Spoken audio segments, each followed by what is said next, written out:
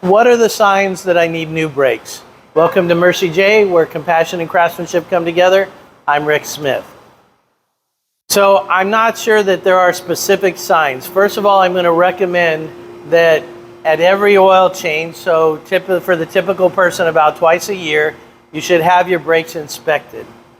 When a typical brake pad is at 2 millimeters, it's time to do them. Some signs of some brake issues are that you could have a shudder when you apply the brakes, or maybe you have some squeaking. If you're squeaking when you're backing up and you're not touching the brakes, there's a good chance that they might be on the warning indicators. Then you also have the hydraulic side of your brakes, which is if you push on the pedal and the pedal continues to go down, that's a more serious brake issue.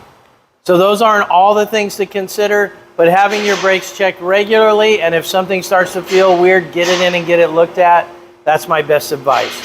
Hope this has been informational to you. Till next time, safe travels and blessings to you.